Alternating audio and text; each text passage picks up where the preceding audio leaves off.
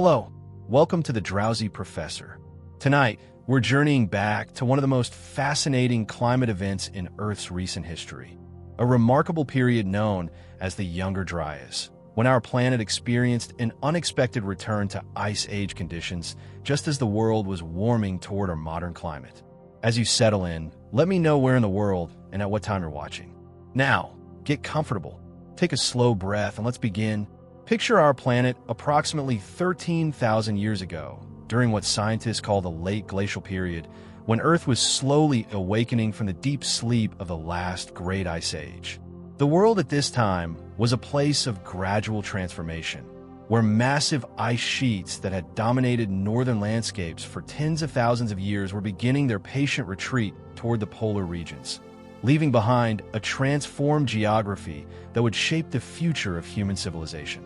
The atmosphere carried a different composition than what we know today, with carbon dioxide levels hovering around 240 parts per million, significantly lower than our current concentrations, yet sufficient to begin the slow process of warming that would eventually lead to our modern interglacial climate. The temperature patterns across the globe showed the gentle but persistent effects of this gradual warming, with average temperatures rising perhaps 1 or 2 degrees Celsius over the course of several centuries, a change that seems modest but represents enormous shifts in the planetary energy balance. In the northern reaches of what we now call Canada, the Laurentide ice sheet stretched across an area larger than the entire continental United States, its surface gleaming white under the endless summer daylight of the Arctic regions. This massive accumulation of ice, in some places over 3 kilometers thick, have been slowly but steadily losing mass as the warming climate gradually tipped the balance between snowfall accumulation and summer melting toward net ice loss. The process of ice sheet retreat unfolds with a majesty that defies human timescales, measured not in days or seasons, but in decades and centuries. Each summer, the warm air temperatures and increasingly intense solar radiation carve slightly deeper into the ice margins, creating networks of streams and rivers that carried meltwater toward distant oceans. The sound of this melting would have been a constant presence across the northern landscape. The gentle dripping of water from ice surfaces, the gurgling of streams cutting new channels through frozen terrain, and the occasional deep rumble of ice chunks calving into newly formed lakes. The European ice sheets, centered over Scandinavia and extending across much of northern Europe, were experiencing their own version of this same gradual retreat. The warming temperatures were allowing forests to slowly expand northward, reclaiming territories that had been locked under ice for millennia. Birch and pine trees, hardy pioneers of the plant kingdom, sent their seeds on the wind to colonize the newly exposed ground, creating the first tentative forest in regions where no tree had grown for thousands of years. The landscape that emerged from beneath these retreating ice sheets was like nothing that exists in our modern world. The bedrock, scraped clean by countless years of glacial movement, gleamed with the polished surface that geologists call glacial polish. Enormous boulders, carried hundreds of kilometers from their original locations by the moving ice, lay scattered across the terrain like monuments to the Ice Age's awesome power. Lakes began to form in the depressions carved by glacial action, their crystal-clear waters reflecting the vast sky above. The plant life that began to colonize these newly exposed lands faced challenges that required remarkable adaptability. The soils were virtually non-existent, consisting mainly of rock flour, the fine particles created by the grinding action of moving ice against bedrock. Yet hardy species like mosses, lichens, and Arctic wildflowers managed to establish themselves in this harsh environment, beginning the slow process of soil formation that would eventually support more complex ecosystems. The animal life that inhabited this transitional world included species both familiar and strange to modern eyes. Massive herds of caribou moved across the tundra landscapes, following migration routes that had been established over thousands of years. These animals, perfectly adapted to cold conditions, thrived in the vast open spaces created by the retreating ice, their movements creating pathways that would later be followed by both plants and other animals colonizing the new territories. The climate patterns that governed this warming world operated according to principles that remain mysterious in many ways, even to modern climate scientists. The orbital cycles of Earth around the Sun, particularly the subtle changes in the planet's tilt and the shape of its orbit, had gradually increased the amount of solar energy reaching northern latitudes during summer months. This enhanced solar radiation provided the energy necessary to begin melting the massive ice accumulations that had defined the Ice Age world. The atmospheric circulation patterns that distributed heat around the globe were beginning to shift in response to the changing distribution of ice and water across the planet's surface. The jet streams that guide weather systems across continents were adjusting their positions as the temperature contrast between ice-covered and ice-free regions gradually changed. These atmospheric adjustments created new weather patterns that brought warmer air to previously frozen regions, while also altering precipitation patterns in ways that affected the survival and growth of ice sheets. The ocean currents that play such crucial roles in distributing heat around the planet were also beginning to respond to the changing climate conditions. As ice sheets melted and poured fresh water into the ocean basins, the delicate balance of temperature and salinity that drives these currents started to shift. The Gulf Stream, that massive river of warm water flowing northward along the eastern coast of North America, was strengthening as the temperature contrast between tropical and polar regions gradually increased. The process of deglaciation, the scientific term for the retreat of ice sheets, was creating new geographic features with each passing century. Enormous valleys, carved by the outflow of meltwater from the ice margins, began to take shape across the landscape. These features, which geologists call spillways, would eventually become some of the most prominent geographic landmarks of the post-glacial world, though their formation was so gradual that it would have been imperceptible to any individual observer. The meltwater itself represented one of the most significant components of this warming world, as billions of tons of water that had been locked in ice for millennia began flowing toward the oceans. This water carried with it the fine sediments scraped from bedrock during the Ice Age, creating massive plumes of glacial flour that colored the rivers and lakes with a distinctive milky blue-green hue that spoke of their glacial origins. The seasonal rhythms that govern life in this transitional world differed significantly from both full Ice Age conditions and the climate patterns we know today. Summers were becoming progressively warmer and longer, providing extended growing seasons that allowed plants to accumulate more energy and extend their ranges northward. Winters, while still severe by modern standards, were gradually becoming less extreme, with slightly higher temperatures and altered precipitation patterns that affected snow accumulation and ice formation. The human populations that witnessed this great warming were small groups of highly skilled hunter-gatherers who had adapted to life in some of Earth's most challenging environments.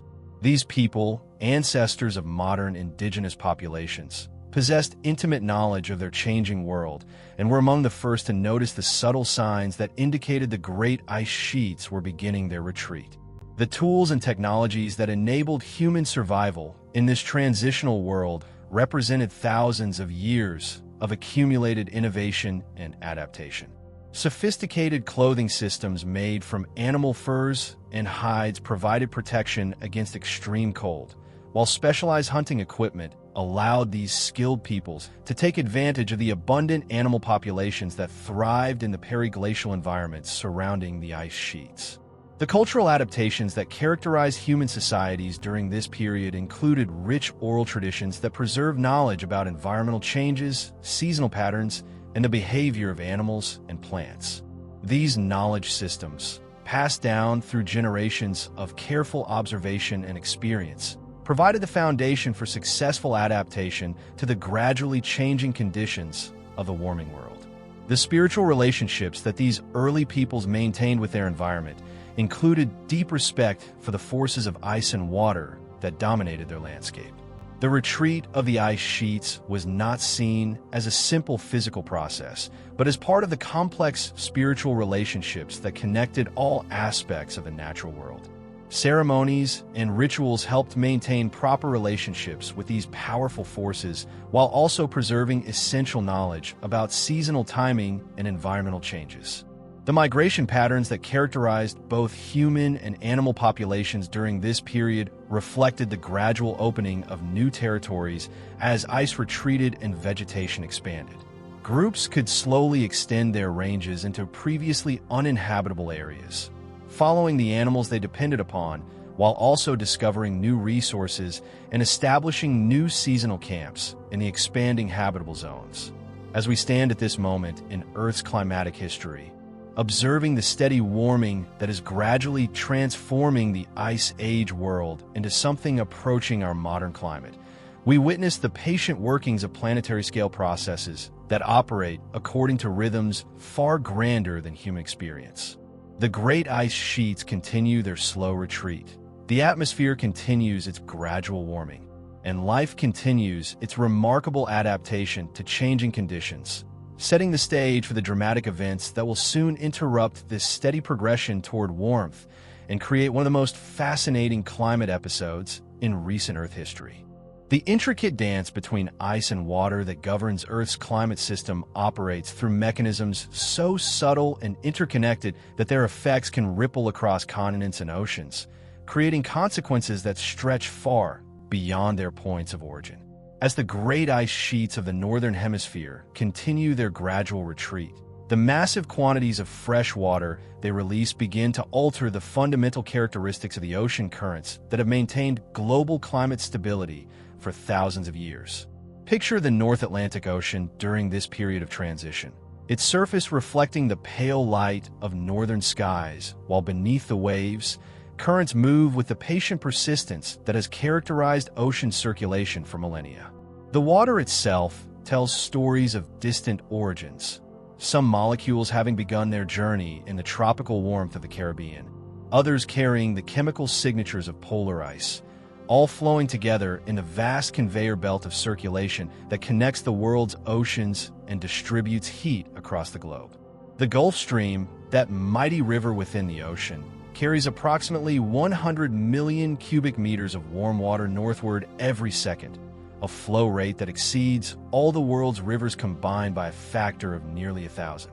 This warm current, originating in the tropical waters of the Gulf of Mexico, flows along the eastern coast of North America before crossing the Atlantic to bring its warmth to the shores of Europe, moderating the climate of regions that would otherwise be locked in Arctic conditions. The mechanism that drives this enormous circulation system depends on subtle differences in water density that result from variations in temperature and salinity. As the warm Gulf Stream water travels northward, it gradually cools and becomes denser. When it reaches the cold waters of the North Atlantic, near Iceland and Greenland, this cooled water becomes heavy enough to sink toward the ocean floor, creating what oceanographers call deep water formation. This sinking process, invisible from the surface but crucial to global climate, creates a suction effect that draws more warm water northward, maintaining the circulation that has kept the North Atlantic system stable for thousands of years. The cold, dense water that sinks in the northern regions flows southward along the ocean floor, eventually circulating through all the world's ocean basins in a journey that may take hundreds of years to complete. The delicate balance that maintains this circulation system depends on the precise relationship between temperature and salinity in the northern Atlantic waters. The cold temperatures that develop as tropical water travels toward the Arctic provide one component of the density increase necessary for deep water formation, while the saltiness of the water provides the other crucial element. This saltiness, accumulated as the water travels northward and loses some of its volume to evaporation, makes the water denser and more likely to sink when it reaches the cold northern regions. The warming climate that characterizes this post-Ice Age period begins to introduce a new variable into this carefully balanced system. As the massive ice sheets of North America and Europe continue their retreat, enormous quantities of fresh water begin flowing into the ocean basins. This meltwater, derived from ice that has been locked away from the ocean system for tens of thousands of years, carries no salt and therefore has the potential to dramatically alter the density relationships that drive ocean circulation. The Mackenzie River, draining vast areas of newly exposed terrain in what will become northwestern Canada, begins carrying unprecedented volumes of glacial meltwater toward the Arctic Ocean.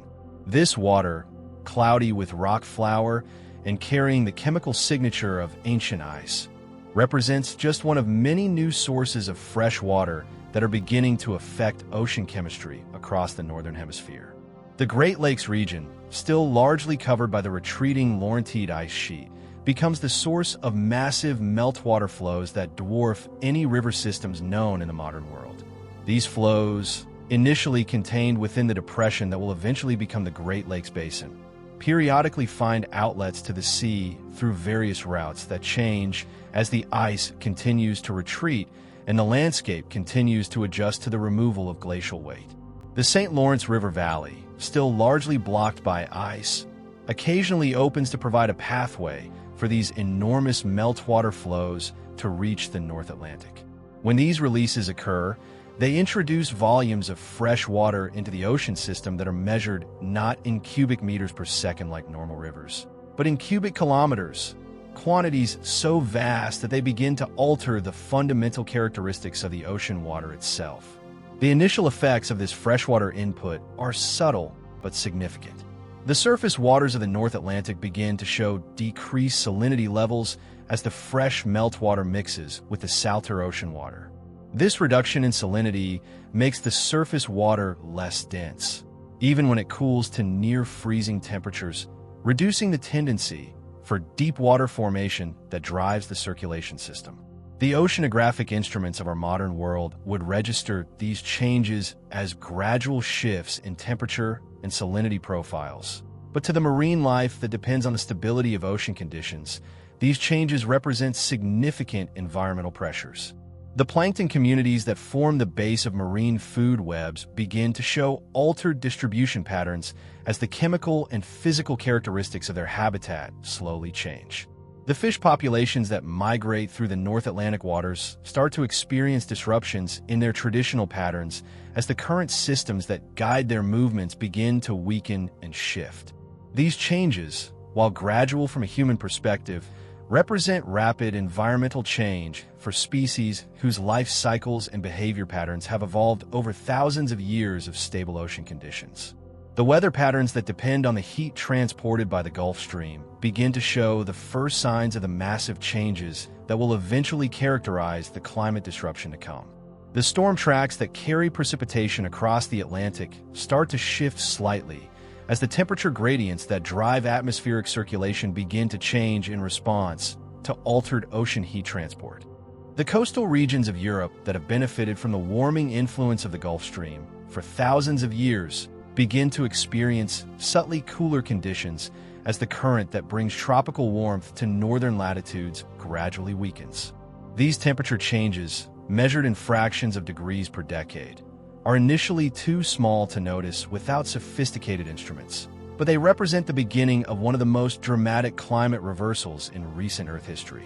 The formation of sea ice in the northern Atlantic begins to change as the altered ocean circulation affects both water temperature and the movement of ice-forming water masses. Areas that had remained ice-free during previous winters start to experience occasional ice formation, while regions that had supported consistent ice cover show signs of extended ice-free periods as changing currents alter heat distribution patterns. The deep water formation process that drives the entire Atlantic circulation system gradually begins to slow as the surface waters become less dense due to freshwater dilution. The sinking that occurs near Iceland and Greenland, invisible to surface observers but crucial to global climate, starts to weaken as the water becomes less likely to achieve the density necessary for descent to the ocean depths. The feedback mechanisms that will eventually amplify these changes begin to establish themselves as the weakening circulation creates conditions that further reduce the system's ability to transport heat northward. The cooler surface waters that result from reduced heat transport become even less likely to sink, creating a self-reinforcing cycle that gradually weakens the circulation system. The atmospheric response to these oceanic changes begins to manifest through subtle alterations in pressure patterns and wind systems that affect weather across large portions of the Northern Hemisphere. The jet stream, that high-altitude river of air that guides weather systems across continents, starts to show signs of the shifts that will eventually bring Arctic conditions far south of their normal range. The scientific understanding that enables us to comprehend these complex interactions between ice, ocean, and atmosphere represents one of humanity's greatest intellectual achievements, revealing the intricate connections that link processes occurring in distant parts of the planet through the circulation systems that move energy and matter around the globe.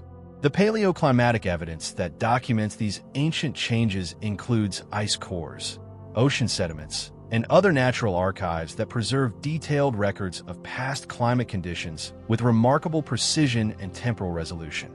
These records reveal that the process we are witnessing represents not a unique event, but part of recurring patterns that have characterized Earth's climate system throughout the Ice Age cycles.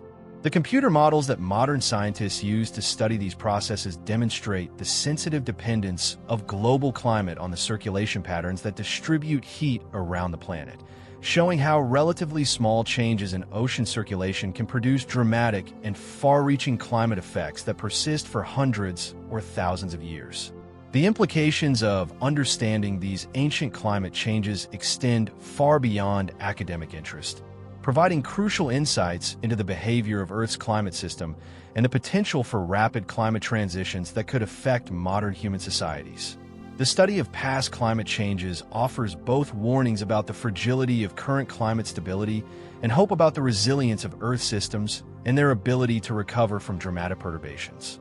As the fresh water from melting ice sheets continues to pour into the North Atlantic, and the great circulation system that has maintained climate stability for millennia gradually weakens and slows, the stage is set for one of the most remarkable climate reversals in recent Earth history, when the warming world will suddenly return to Ice Age conditions and demonstrate the awesome power of the interconnected systems that govern our planet's climate. In the heart of what we now call North America, a body of water larger than all the modern Great Lakes combined begins to form as the retreating Laurentide ice sheet creates one of the most spectacular geographic features in Earth's recent history.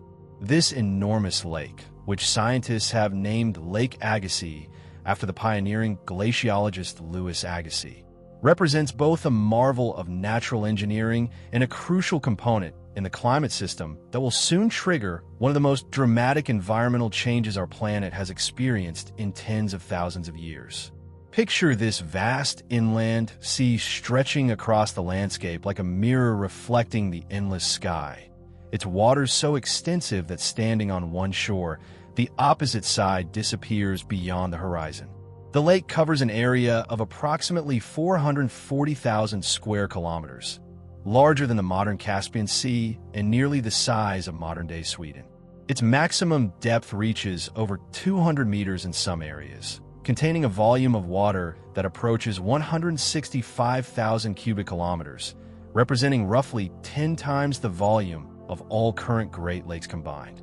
The formation of this magnificent body of water unfolds through a process as patient and inexorable as the retreat of the ice sheet itself.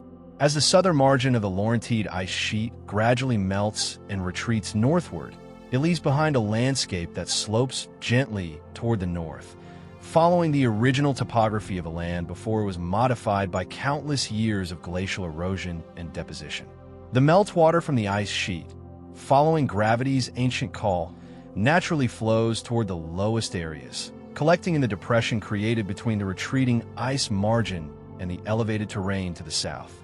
The ice sheet itself serves as a massive dam, preventing the accumulated water from flowing northward toward Hudson Bay and the Arctic Ocean. Instead, the water is forced to find outlets toward the south and east, creating a complex system of spillways and overflow channels that periodically drain portions of the lake's volume toward distant ocean basins. These drainage events, occurring over periods of decades or centuries, represent some of the largest freshwater flows in Earth's recent history. The shorelines of Lake Agassiz tell stories of constant change as the water level rises and falls in response to the balance between meltwater input and drainage through various outlets. Beach ridges, carved by wave action during periods of stable water levels, mark former shorelines that stretch for hundreds of kilometers across what is now the prairie landscape of Manitoba, Saskatchewan, North Dakota, and Minnesota. These ancient beaches, still visible today as subtle ridges in agricultural fields, preserve evidence of the lake's complex history like the rings of a giant tree. The water itself possesses a unique character that reflects its glacial origins. Fed directly by melting ice, it maintains temperatures that rarely exceed a few degrees above freezing, even during the brief summer months when the surface may warm slightly under the influence of solar radiation. The clarity of this water exceeds that of most modern lakes, as the fine glacial sediments settle out during the long residence time in the lake basin, creating crystalline conditions that allow sunlight to penetrate to remarkable depths. The biological communities that develop within this massive lake represent pioneers in their own right, as hardy species of plankton, fish, and other aquatic organisms establish themselves in this newly created aquatic habitat. These early colonizers, many of them ancestors of species that still inhabit northern lakes today, face the challenges of life in an environment that has no analog in the modern world: vast, cold, and subject to dramatic changes in water level and drainage patterns. The seasonal cycles that govern life around Lake Agassiz create rhythms that dwarf those of any modern lake system. Winter transforms the entire surface into a vast sheet of ice that may exceed 2 meters in thickness, creating a frozen landscape that extends beyond the horizon in every direction. The formation of this ice occurs gradually through the autumn months, beginning with thin sheets near the shores and gradually extending across the entire surface as temperatures drop and remain below freezing for months at a time. Spring arrives with dramatic force as the warming temperatures and increasing solar radiation begin the process of ice breakup. The sounds that accompany this annual transformation echo across the landscape like distant thunder as massive ice sheets crack, shift, and eventually fragment into floating platforms that slowly melt in the warming water.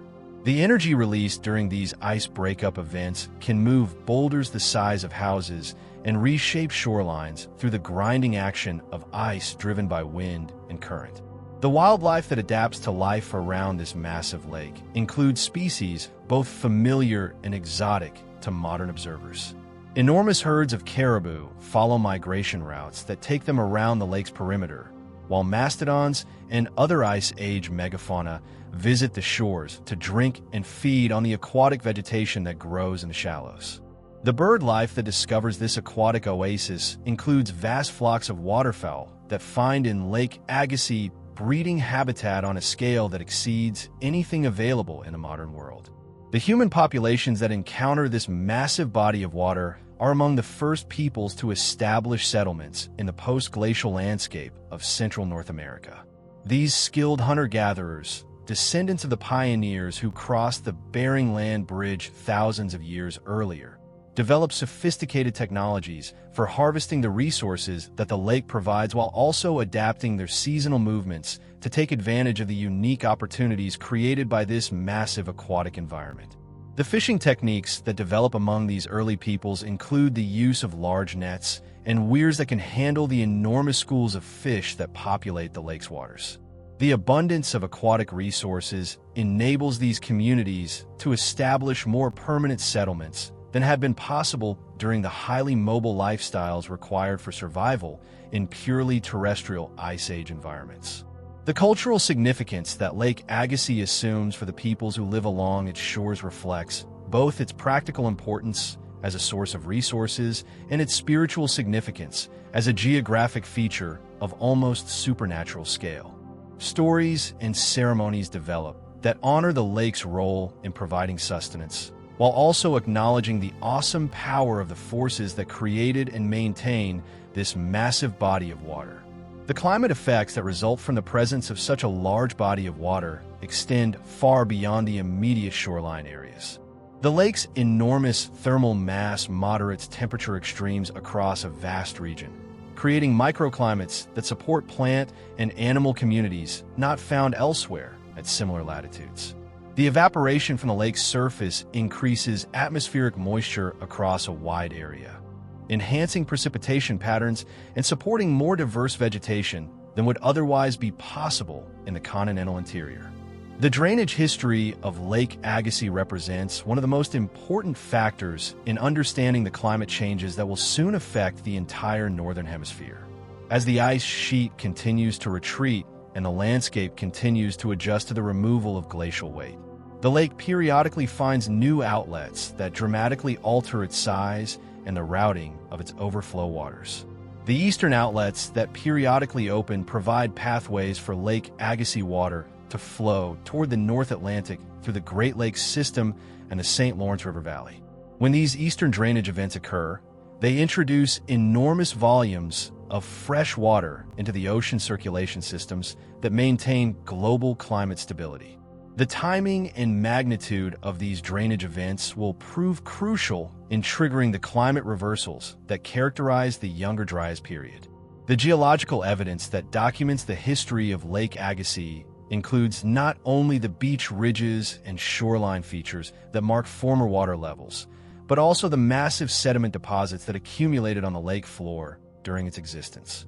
These sediments, now exposed as fertile prairie soils across much of central North America, preserve detailed records of the lake's changing conditions and drainage history in their layered structure. The spillway channels that carried overflow water from Lake Agassiz toward various ocean basins represent some of the largest river channels ever carved by flowing water. These features, many of them still visible today as prominent valleys in the landscape, carried flows that exceeded the discharge of the modern Amazon River during their periods of maximum activity. The erosive power of these flows carved channels hundreds of meters deep and several kilometers wide, creating permanent modifications to the landscape that persist thousands of years after the flows that created them ceased. The relationship between Lake Agassiz and the other massive glacial lakes that formed during this period of deglaciation creates a complex network of interconnected water bodies that collectively contain volumes of fresh water measured in hundreds of thousands of cubic kilometers. Lake Missoula in the northwestern United States, Lake Ojibwe in northern Ontario, and numerous smaller glacial lakes together represent a temporary storage system for meltwater that will eventually find its way to the oceans and alter global climate patterns. The instability that characterizes these massive glacial lakes reflects the dynamic nature of the ice sheet retreat and the ongoing adjustments of the landscape to changing ice loads. As the ice continues to retreat and new drainage routes open, the lakes experience dramatic changes in size and routing that can occur over periods of decades rather than the millennia typically associated with major geographic changes. The modern scientific understanding of Lake Agassiz and its role in post-glacial climate change represents a triumph of interdisciplinary research that combines geology, climatology, oceanography, and archaeology to reconstruct events that occurred thousands of years before written history. The techniques used to study this ancient lake include radiocarbon dating of organic materials found in ancient beach deposits, analysis of lake sediments to determine water chemistry and biological productivity, and computer modeling of ice sheet dynamics and meltwater routing. The implications of understanding Lake Agassiz extend far beyond academic interest in ancient geography, providing crucial insights into the potential for rapid climate change and the sensitivity of Earth's climate system to disruptions in freshwater routing. The lessons learned from studying this ancient lake and its drainage history inform modern understanding of ice sheet stability, sea level change, and the potential for sudden climate transitions in response to melting ice sheets. As Lake Agassiz continues to grow and change with the ongoing retreat of the Laurentide ice sheet, its enormous volume of fresh water represents a stored potential for dramatic climate change, waiting for the opening of drainage routes that will send this water rushing toward the oceans and trigger one of the most remarkable climate events in recent Earth history. The moment arrives with the quiet inevitability that characterizes many of Earth's most profound transformations, unmarked by dramatic fanfare, yet destined to reshape climate patterns across the entire Northern Hemisphere. Approximately 12,900 years ago, as the Laurentide ice sheet continues its patient retreat across the Canadian landscape, a critical threshold is reached that suddenly opens new drainage pathways for the massive volume of meltwater that has been accumulating in Lake Agassiz and other glacial lakes across North America. Picture the landscape of what is now eastern Canada and the northern United States during this pivotal moment in Earth's climate history. The ice sheet, though greatly reduced from its maximum extent, still covers vast areas of the continent, but its margins have retreated sufficiently to expose new topographic features that will fundamentally alter the routing of meltwater toward the oceans. The patient work of ice retreat and landscape adjustment has gradually lowered critical divides and opened pathways that have been blocked for thousands of years. The process begins subtly, with small increases in the flow of water through previously minor drainage channels that connect the glacial lake systems to the Great Lakes and the St. Lawrence River Valley. These initial flows, while modest compared to what will follow, represent the first trickles of what will become one of the largest freshwater discharges in recent geological history. The water moves with the gentle persistence that characterizes all flowing water, following the path of least resistance as it makes its way toward the sea. The ice dam that has contained Lake Agassiz for thousands of years reaches a critical point of instability as the warming climate and ongoing ice retreat reduce its structural integrity. The enormous pressure exerted by the lake's vast volume of water gradually exploits weaknesses in the ice barrier, creating channels and tunnels that allow increasing amounts of water to escape toward new drainage outlets. These subglacial channels, invisible from the surface but carrying enormous volumes of water, represent the beginning of a drainage event that will dwarf all modern river systems. The acceleration of this drainage process occurs over a remarkably short period, geologically speaking. What begins as a gradual increase in outflow rapidly becomes a catastrophic release as the ice barriers fail and new drainage channels expand under the erosive power of the flowing water. Within a matter of decades, an instant in geological time, the vast lake that had covered hundreds of thousands of square kilometers begins to drain toward the North Atlantic through the Great Lakes system and the St. Lawrence River. The volume of water involved in this drainage event challenges human comprehension. Conservative estimates suggest that Lake Agassiz alone released approximately 163,000 cubic kilometers of fresh water during this drainage episode, a volume equivalent to roughly 80 times the annual flow of all the world's rivers combined. This enormous discharge, concentrated into a period of just a few decades, represents one of the largest freshwater releases in Earth's recent history. The pathway followed by this meltwater carries it through the Great Lakes Basin, which at this time presents a very different configuration than the familiar system we know today.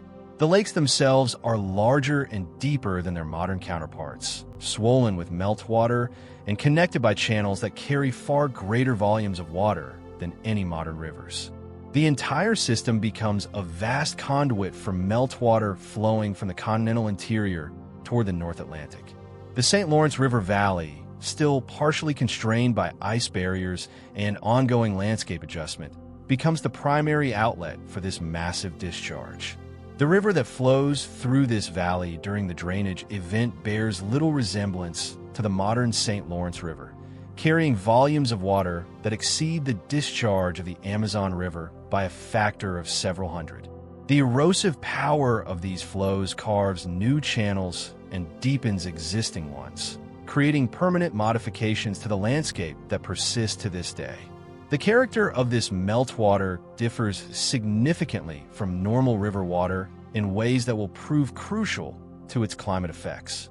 Having been derived from ice that accumulated over thousands of years, this water contains virtually no dissolved salts and maintains temperatures that barely exceed freezing. The density of this cold, fresh water is significantly lower than that of normal seawater, and when it reaches the North Atlantic, it will behave very differently than the warmer, salter water typically carried by rivers. The journey of this meltwater from the continental interior to the North Atlantic takes place over a period of several months, creating a sustained discharge that maintains enormous flow rates for an extended period. The water moves through the Great Lakes system like a massive tide, raising lake levels and creating temporary waterfalls and rapids where the increased flow overwhelms existing channels. The sound of this flowing water would have been audible for kilometers around the major outlets, creating a constant roar that speaks to the awesome volume of water in motion. The biological effects of this massive discharge extend throughout the entire drainage system, as aquatic ecosystems that had developed over thousands of years suddenly face dramatically altered conditions. Fish populations experience wholesale redistribution as traditional habitats are transformed or destroyed by the changed flow patterns, while new aquatic environments are created in areas that have been dry land for millennia. The human populations living along the drainage routes witness changes that must have seemed supernatural in their scale and power. Rivers that had been fordable suddenly become raging torrents, while new waterways appear where none had existed before. The peoples who had adapted their seasonal movements and resource strategies to the previous hydrological patterns are forced to rapidly adjust their lifestyles to accommodate the dramatically altered landscape. The cultural impact of these changes includes the development of new stories and traditions that attempt to explain and commemorate the extraordinary events taking place. The memory of this massive drainage episode may be preserved in some of the flood stories that appear in the oral traditions of indigenous peoples across North America. Though separating historical memory from mythological interpretation remains challenging for modern researchers. The seasonal timing of this drainage event, occurring during the late spring and early summer, when ice breakup and snowmelt normally contribute to increased river flows, amplifies the magnitude of the discharge as normal seasonal flooding combines with the much larger volumes released from the draining glacial lakes.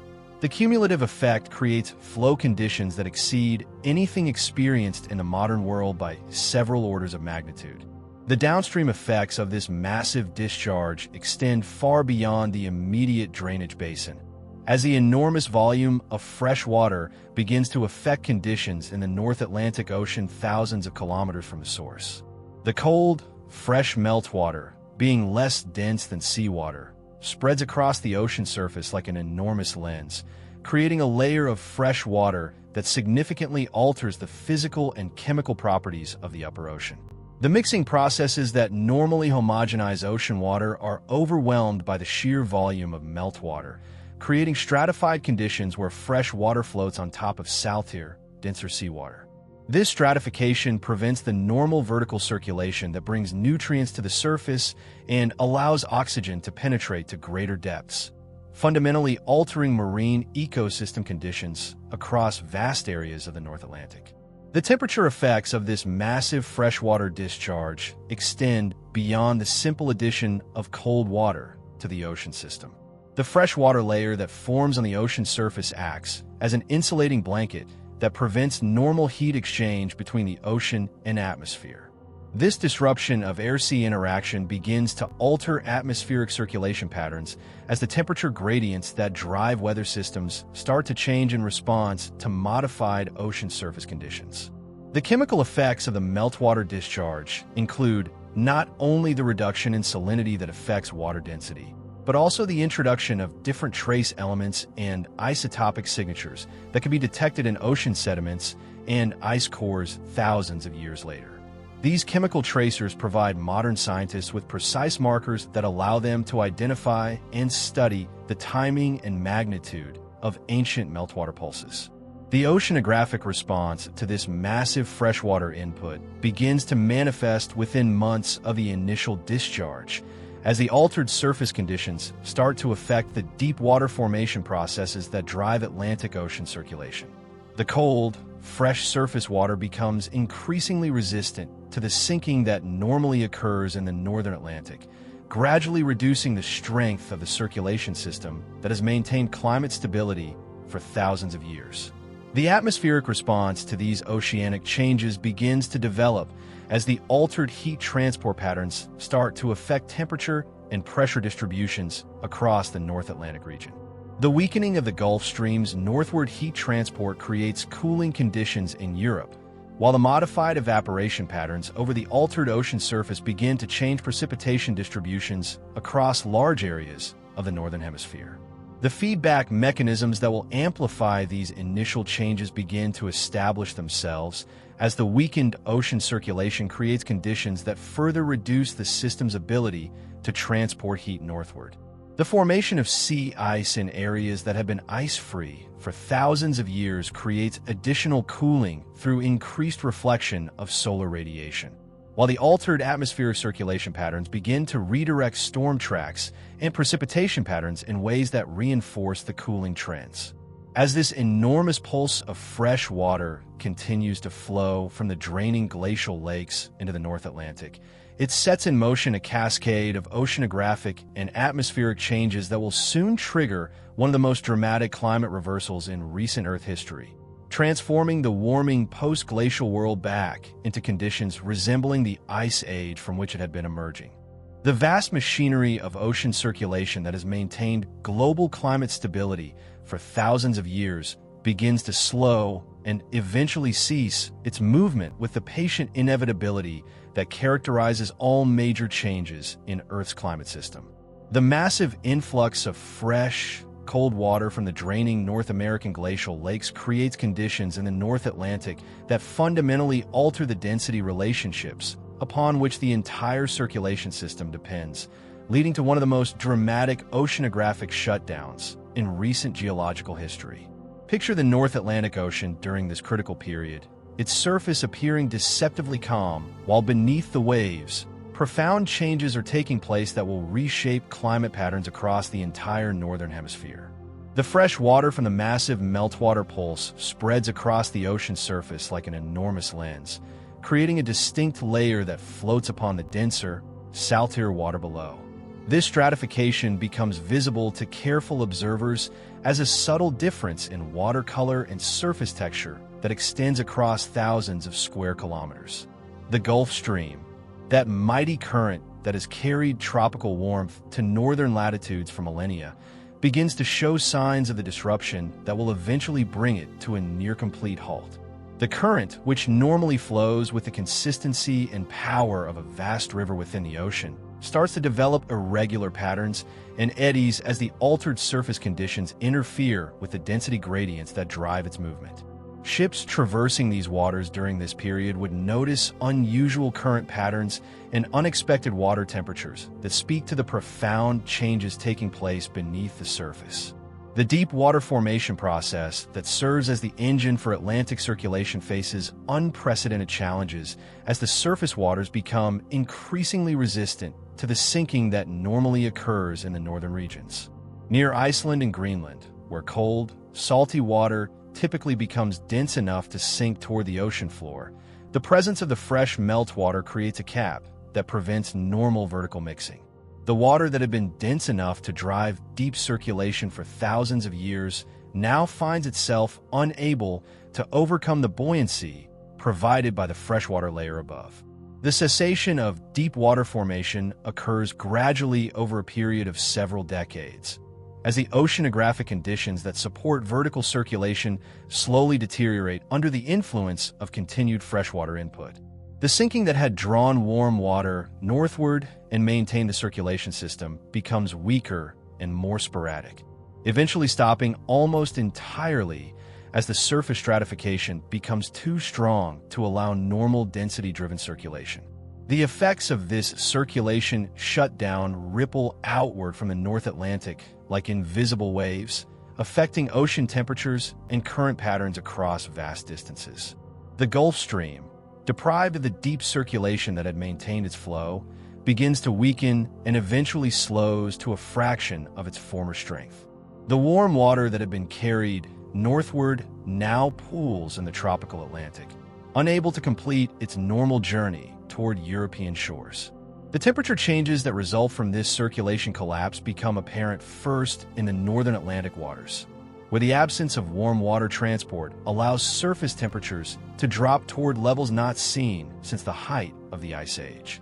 The cooling occurs rapidly by geological standards, with temperature drops of several degrees Celsius occurring over periods of just a few decades rather than the centuries or millennia typically associated with major climate changes. The formation of sea ice in areas that have been ice-free for thousands of years provides visible evidence of the dramatic cooling taking place in the North Atlantic. Pack ice begins to form during winter months in regions where open water had prevailed since the early stages of deglaciation, while existing ice coverage expands both in extent and duration. The brilliant white surface of this new sea ice reflects solar radiation back to space, creating additional cooling that reinforces the temperature decreases caused by reduced ocean heat transport. The marine ecosystems that had adapted to the stable, warm conditions maintained by active Atlantic circulation face unprecedented environmental stress as water temperatures drop and current patterns change. The plankton communities that form the base of marine food webs experience massive disruptions as the chemical and physical conditions of their habitat undergo rapid transformation. Species that had thrived in the warm Gulf Stream waters find themselves in increasingly hostile environments as temperatures drop and nutrient patterns change. The fish populations that depend on the Atlantic circulation system for their migration patterns and breeding cycles experience wholesale disruptions as traditional current systems weaken or disappear entirely. Cod, herring, and other commercially important species in the modern world undergo dramatic range shifts as their preferred water masses move or disappear, while some populations face local extinctions as suitable habitat becomes unavailable. The whale populations that follow the Gulf Stream system during their seasonal migrations encounter disrupted food webs and altered current patterns that force changes in behavior and distribution. These massive marine mammals, whose life cycles are intimately connected to ocean circulation patterns, must adapt to conditions that differ fundamentally from those that shape their evolutionary development over thousands of years.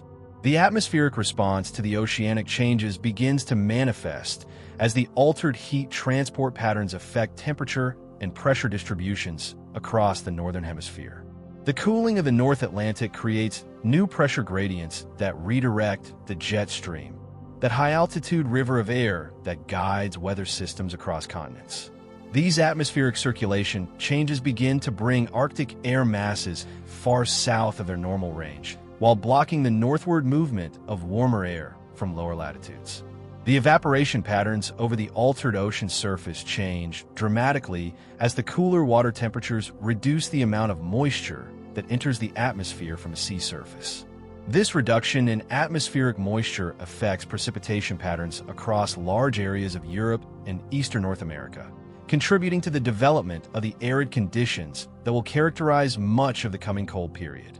The storm tracks that had followed the Gulf Stream system across the Atlantic begin to shift southward as the current system weakens and the temperature gradients that guide atmospheric circulation change position.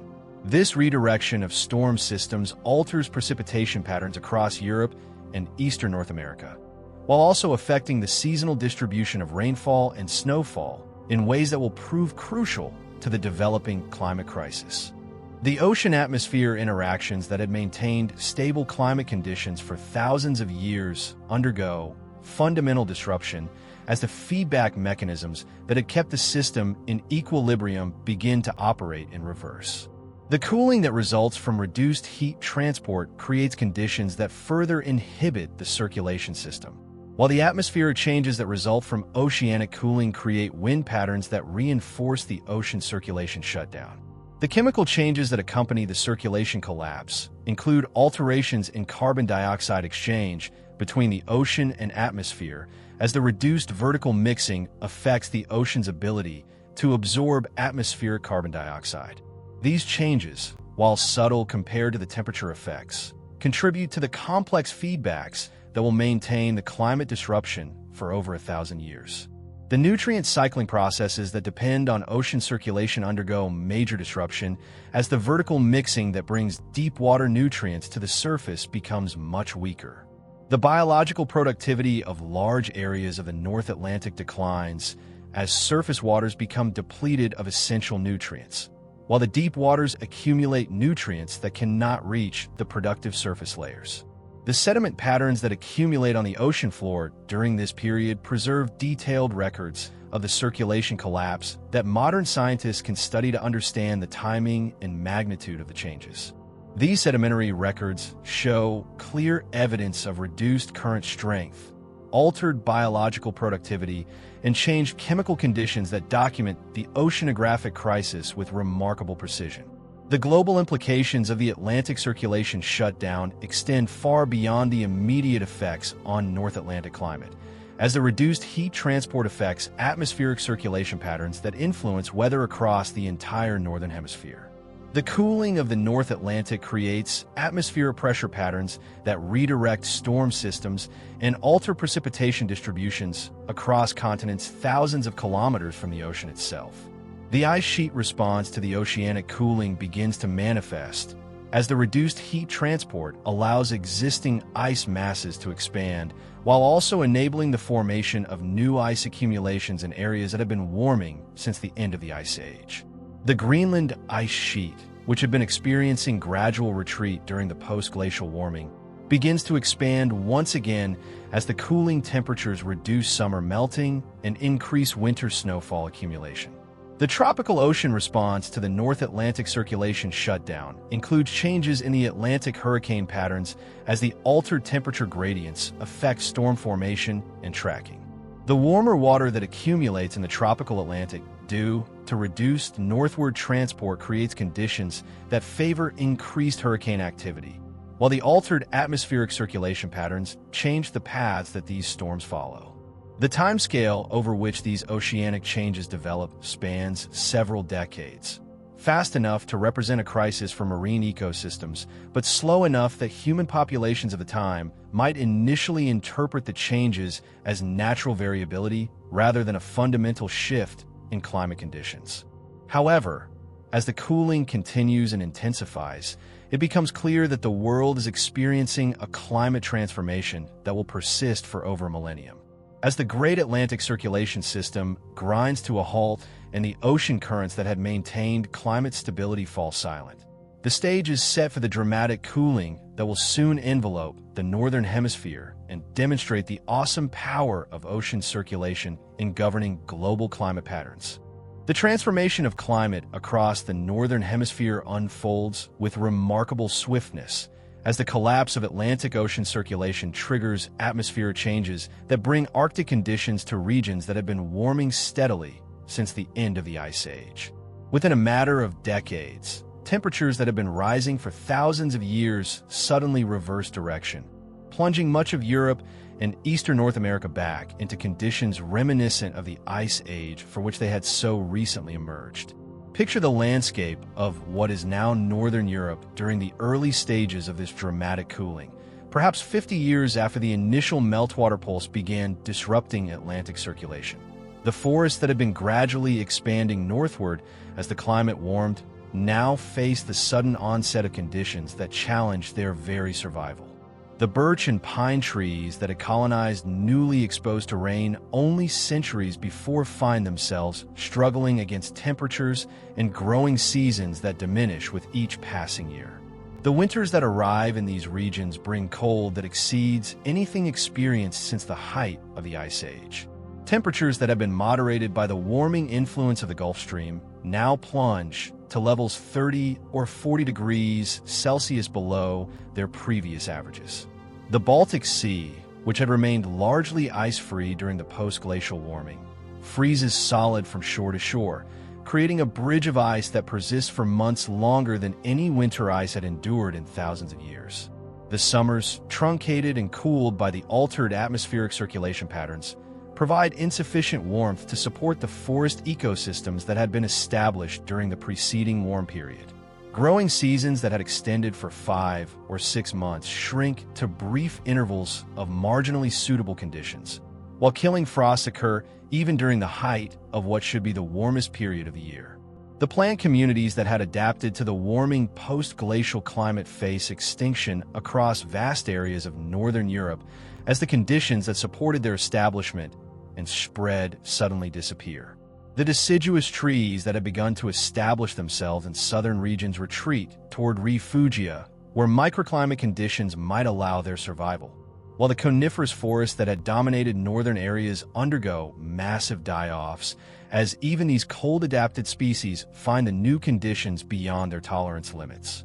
The grasslands and tundra vegetation that had characterized the periglacial environment during the Ice Age begin to re-establish themselves across regions where forests had been developing for thousands of years. These hardy plant communities, better adapted to short growing seasons and harsh winters, gradually replace the tree-dominated ecosystems as the cooling climate creates conditions more suitable for Arctic and subarctic vegetation. The animal populations that had adapted to the warming post-glacial environment faced dramatic habitat changes that force wholesale redistributions of wildlife across the European continent. The deer and elk that had colonized northern forests find their habitat shrinking rapidly as the trees that provided both food and shelter succumb to the deteriorating climate conditions. The reindeer populations that had been restricted to the far north during the warm period begin to expand their range southward as tundra conditions develop across areas that had supported temperate forests just decades earlier. These animals, perfectly adapted to the harsh conditions that are spreading across northern Europe, find themselves with access to vast new territories as the climate shifts in their favor. The bird populations that had established breeding territories in the northern forests face the loss of habitat that forces many species to abandon regions where they had nested successfully for thousands of years. Migratory species alter their routes and timing as the environmental cues that had guided their seasonal movements change dramatically, while some populations face local extinction as suitable habitat disappears faster than they can adapt to new conditions. The marine life in the seas surrounding Europe experiences equally dramatic changes as the cooling climate affects water temperatures and sea ice formation.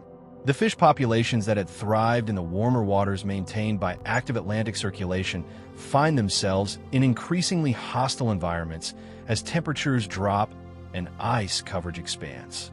Cod and other cold water species extend their ranges southward, while warm water species retreat towards southern refugia or face regional extinction. The human populations that have established settlements across post-glacial Europe confront environmental changes that challenge every aspect of their adapted lifestyles. The hunter-gatherer societies that had developed sophisticated strategies for exploiting forest resources find their traditional food sources disappearing as tree species die and animal populations redistribute in response to changing habitat conditions. The seasonal patterns that had governed human activities for thousands of years undergo fundamental disruption as the reliable progression from cold winters to warm summers gives way to conditions where killing frost can occur even during traditionally warm months. The plant foods that had provided crucial dietary supplements become unavailable as growing seasons shrink and many species fail to complete their reproductive cycles.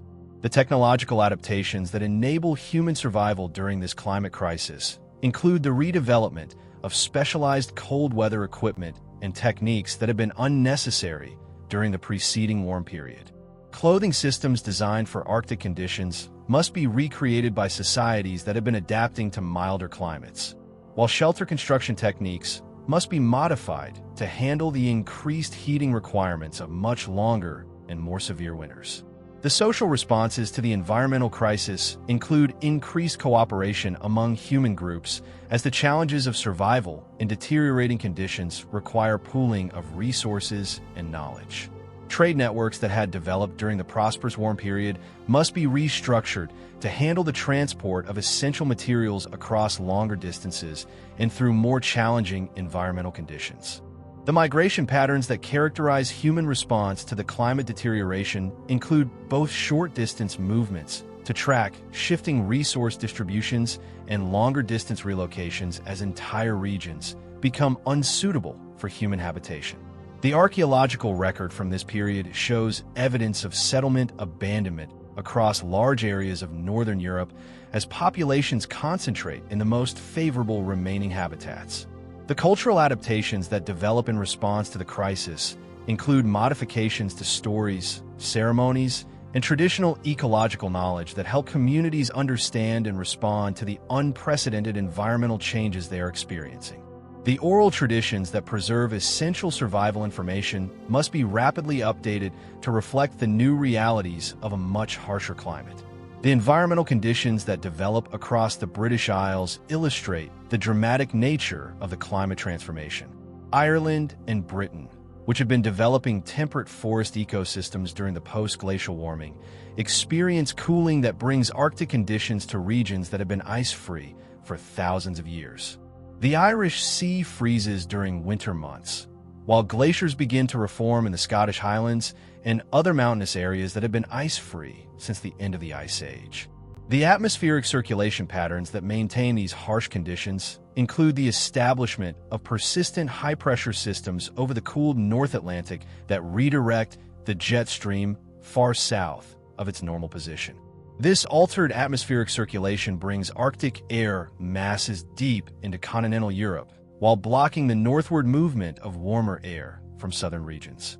The precipitation patterns that accompany the cooling climate include increased snowfall across much of northern Europe as the altered atmospheric circulation brings moisture-laden air masses into contact with the frigid temperatures that now dominate these regions.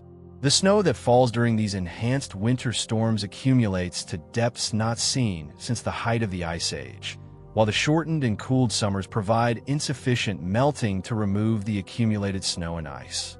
The lake and river systems across Europe undergo fundamental changes as the altered climate affects both water temperature and seasonal ice formation. Lakes that had remained ice-free during the post-glacial warm period now freeze solid for extended periods, while rivers experience ice dams and altered flow patterns that affect aquatic ecosystems and human access to water resources. The soil conditions that develop under the new climate regime reflect the return to periglacial processes that had characterized the Ice Age environment. Permafrost begins to develop in northern regions that had experienced deep seasonal thawing during the warm period, while frost action and freeze-thaw cycles create soil disturbances that affect plant growth and ecosystem development. The coastal environments around Europe experience dramatic changes as the cooling climate affects both sea ice formation and storm patterns. Shorelines that had been ice-free for thousands of years now experience winter ice coverage that can persist for months, while the altered atmospheric circulation brings different storm patterns that affect coastal erosion and sediment deposition. The speed of these climate changes exceeds the adaptive capacity of many natural systems, leading to widespread ecosystem collapse across northern Europe as species and communities that had developed over thousands of years of gradual warming suddenly face conditions that exceed their tolerance limits. The pace of change represents one of the most rapid major climate transitions documented in the geological record, occurring over decades rather than the centuries or millennia typically associated with major climate shifts. The persistence of these harsh conditions, maintained by the continued shutdown of Atlantic circulation and the feedback effects of increased ice coverage and altered atmospheric patterns, ensures that the climate deterioration will continue for over 1,000 years. The cooling that begins as a relatively rapid transition to harsh conditions gradually intensifies as positive feedback mechanisms reinforce the initial climate shift. As winter conditions establish their dominance across regions that have been experiencing their warmest climate in thousands of years, the Northern Hemisphere settles into a cold period that will demonstrate the remarkable sensitivity of Earth's climate system to disruptions in ocean circulation and the awesome power of feedback mechanisms to maintain altered climate states for extended periods. The remarkable resilience of life reveals itself through countless adaptations and survival strategies as plants, animals, and human communities adjust to the harsh new reality of a world returned to Ice Age conditions. Across the Northern Hemisphere, organisms that had evolved during thousands of years of gradual warming now face the challenge of surviving in an environment that has been transformed within the span of just a few generations, creating natural experiments and adaptation that demonstrate the extraordinary flexibility of biological systems. Picture the landscape of Northern Europe several decades into this great freeze, where the ecosystems that had flourished during the post-glacial warming have been replaced by communities of organisms specially adapted to the harsh conditions that now dominate these regions. The tundra that stretches across vast areas creates a landscape of subtle beauty, with low-growing shrubs, hardy grasses, and colorful wildflowers that bloom briefly during the shortened summer season. The plant communities that thrive in this transformed environment include species that had survived in southern refugia during the original Ice Age and are now able to expand their ranges northward as conditions once again become suitable for their specialized adaptations. Arctic willows, with their tiny leaves and prostrate growth forms, spread across areas where tall birch trees had grown just centuries before, while cotton grass and sedges create vast meadows and regions that had supported dense forests. The adaptations that enable these plants to survive the harsh conditions include sophisticated strategies for conserving energy and completing their life cycles during the brief favorable season. Many species develop the ability to photosynthesize at very low temperatures, allowing them to take advantage of any available sunlight, even when air temperatures remain near freezing. Others invest heavily in underground storage organs that allow them to survive through the long winters and emerge rapidly when conditions improve. The flowering displays that characterize the brief Arctic summers create landscapes of surprising beauty and diversity. Purple saxifrage, Arctic poppies, and mountain avens burst into bloom during the few weeks when temperatures rise above freezing, creating carpets of color that attract the insects and other pollinators that have also adapted to life in this harsh environment. The timing of these flowering events becomes crucial, as plants must complete their reproductive cycles within the extremely limited window of favorable conditions. The tree species that manage to survive in this altered climate demonstrate remarkable adaptations to the new conditions. Dwarf birches and willows develop growth forms that keep them close to the ground where they can take advantage of soil warmth and avoid the worst effects of winter winds. These trees, some of which may be decades or even centuries old, achieve heights of only a few centimeters as they spread horizontally across the landscape, rather than growing upward toward the harsh Arctic air. The animal communities that populate this transformed landscape include both species that had adapted to the previous Ice Age conditions and others that have rapidly evolved new strategies for survival in the harsh environment. The caribou herds that have been restricted to the far north during the warm period now find suitable habitat across vast areas of northern Europe, their migrations creating some of the most spectacular wildlife movements on the continent. The Arctic foxes that follow these herds demonstrate remarkable behavioral flexibility as they adapt their hunting strategies to take advantage of the abundant small mammals that thrive in the tundra environment. These foxes, with their thick winter coats and remarkable tolerance for cold, become one of the most successful predators in the transformed ecosystem, their dens scattered across the landscape in areas that provide protection from the fierce winter winds.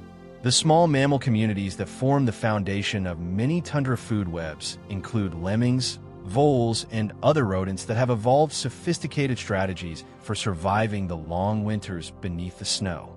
These animals create elaborate tunnel systems in the subnivean zone, the space between the ground and the snow surface, where temperatures remain relatively stable and protection from predators is enhanced. The population cycles that characterize these small mammals become one of the most fascinating aspects of the tundra ecosystem, as their numbers fluctuate dramatically over periods of several years in response to complex interactions between food availability, predation pressure, and weather conditions. These cycles, in turn, affect the populations of predators that depend on small mammals for food, creating cascading effects throughout the entire ecosystem. The bird life that adapts to the harsh conditions includes both year-round residents that have evolved extreme cold tolerance and migratory species that take advantage of the brief but productive summer season. Ptarmigan, with their feathered feet and seasonal color changes, become one of the most characteristic birds of the tundra landscape, their plaintive calls echoing across the vast open spaces. The snowy owls that hunt across these tundra landscapes demonstrate remarkable hunting adaptations that allow them to locate prey beneath the snow using their exceptional hearing and vision. These magnificent birds, with their thick plumage and fierce hunting abilities, become apex predators in ecosystems where large mammals are relatively scarce. Their presence indicated by the distinctive pellets they regurgitate containing the bones and fur of their prey. The human populations that survive in this transformed environment develop some of the most sophisticated Arctic technologies ever created, drawing upon both traditional knowledge preserved from the previous ice age and new innovations developed in response to the unique challenges of their situation. The clothing systems that enable survival in the extreme cold include layered garments made from animal furs and hides, designed according to principles that maximize insulation while allowing for mobility and moisture management. The hunting technologies that evolved during this period include specialized equipment for taking advantage of the animal populations that thrive in the tundra environment. Spear throwers designed for hunting caribou at long distances, fish traps adapted to the short ice-free season on lakes and rivers, and snares designed to capture the abundant small mammals that populate the tundra all represent innovations that enable human communities to extract sufficient resources from the harsh environment. The shelter technologies that protect human communities from the extreme weather include sophisticated designs that maximize heat retention while providing adequate ventilation to prevent moisture buildup. These structures, often built partially underground and insulated with thick layers of animal hides and vegetation, create comfortable living spaces even when outside temperatures drop far below freezing for months at a time. The food preservation techniques that enable survival through the long winters include methods for smoking, drying, and freezing meat and fish that take advantage of the natural refrigeration provided by the harsh climate. The abundance of fat-rich animals in the tundra ecosystem provides the high-energy foods necessary for survival in cold conditions, while the development of techniques for processing and storing plant foods ensures dietary diversity during the brief growing season. The social adaptations that characterize human communities during this period include increased cooperation and resource sharing that help ensure the survival of all community members during the most challenging periods. The knowledge systems that preserve essential information about weather patterns, animal behavior, and resource availability become even more crucial when survival margins are reduced by the harsh environmental conditions. The navigation techniques that enable travel across the vast tundra landscapes include sophisticated understanding of wind patterns, snow conditions, and celestial phenomena that allow people to maintain their orientation even during the long polar nights. The ability to read subtle environmental cues becomes essential for survival in an environment where visibility may be limited for months at a time. The seasonal rhythms that govern life in this frozen world create annual cycles of intense activity during the brief summer, followed by long periods of relative dormancy during the harsh winters. The communities that survive learn to concentrate essential activities into the few months when travel and outdoor work are possible, while developing strategies for maintaining social cohesion and mental health during the extended periods of confinement. The cultural adaptations that emerge during this period include rich storytelling traditions that help preserve essential knowledge while also providing entertainment during the long winter nights. The ceremonies and rituals that mark important seasonal transitions become even more significant as communities celebrate the return of sunlight and the beginning of each new growing season. The artistic expressions that develop during this period often reflect the stark beauty of the tundra landscape and the intimate relationship between human communities and the animals that share their environment. Carvings made from bone and antler, clothing decorated with intricate patterns, and other art forms demonstrate the human capacity to find beauty and meaning even in the harshest conditions. The trade relationships that develop between communities become crucial for obtaining materials and resources that are not available locally, while also providing opportunities for social contact and the exchange of information about environmental conditions and survival strategies. The routes that connect different communities often follow the migration paths of animals or the courses of rivers, creating networks that span vast distances across the tundra landscape. The environmental knowledge that accumulates during this period includes detailed understanding of ice conditions, weather patterns, and the behavior of plants and animals under extreme conditions. This knowledge, preserved through oral traditions and practical experience, represents one of humanity's most sophisticated adaptations to harsh environmental conditions. The medical knowledge that develops during this period includes understanding of how to treat cold-related injuries and illnesses, while also maintaining general health under conditions where nutritional variety may be limited and physical stress is constant. The use of medicinal plants that grow in Arctic conditions becomes an important component of community healthcare systems.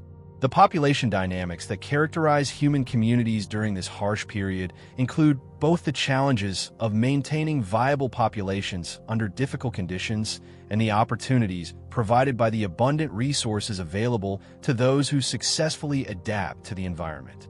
Communities that develop effective survival strategies may experience population growth, while those that fail to adapt face the possibility of local extinction.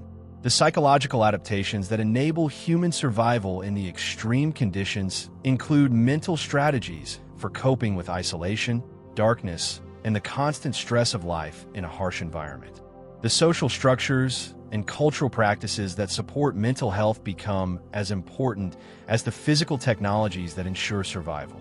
As life across the Northern Hemisphere adapts to the harsh conditions of this great freeze, the remarkable resilience and creativity of biological systems demonstrates that even the most dramatic climate changes can be survived through innovation, cooperation, and the patient development of strategies that match the challenges posed by environmental transformation. The delicate equilibrium that maintains the Great Freeze represents one of the most fascinating examples of how Earth's climate system can establish and maintain stable states through complex interactions between ice, water, atmosphere, and land. For over 1,000 years, an intricate balance of feedback mechanisms preserves the cold conditions that transformed the Northern Hemisphere, creating a climate state that persists far longer than the initial disruption that triggered it. Picture the North Atlantic Ocean during the height of this cold period. Its surface transformed into a landscape of ice that extends far south of its normal range. The sea ice that forms each winter now persists through much of the summer, creating a brilliant white surface that reflects solar radiation back to space with remarkable efficiency. This expanded ice cover creates its own weather patterns, generating cold, dry air masses that reinforce the continental cooling while also affecting atmospheric circulation patterns across the entire Northern Hemisphere. The formation of this sea ice occurs through processes that are both beautiful and scientifically fascinating. As autumn temperatures drop and the ocean surface begins to freeze, tiny ice crystals form in the supercooled water, creating a mixture called frazzle ice that gives the sea surface an oily appearance. These crystals gradually coalesce into larger formations called pancake ice, circular discs with raised edges that bump against each other in the gentle swells, creating sounds like wind chimes across the vast expanse of the ocean. As winter progresses, these ice formations consolidate into continuous sheets that may extend for hundreds of kilometers, their surfaces sculpted by wind and current into ridges and valleys that create a landscape of frozen artistry. The thickness of this ice increases throughout the winter as new layers form on the bottom surface, eventually reaching depths of several meters in areas where the ice remains stable throughout the year. The albedo effect created by this extensive ice coverage represents one of the most important feedback mechanisms maintaining the cold climate. The brilliant white surface of sea ice reflects approximately 80 to 90% of incoming solar radiation back to space, compared to the dark ocean surface, which absorbs more than 90% of solar energy. This difference in reflectivity means that the expanded ice coverage creates a cooling effect that far exceeds what would be expected from the initial temperature drop alone. The atmospheric circulation patterns that develop in response to the altered surface conditions create persistent weather systems that maintain the cold climate across vast areas of the Northern Hemisphere. High-pressure systems that form over the extensive ice coverage generate cold, dry winds that flow outward from the ice-covered regions, bringing frigid conditions to areas that would normally experience much milder climate. The jet stream, that high-altitude river of air that guides weather systems across continents, establishes new patterns that persist for decades or centuries at a time.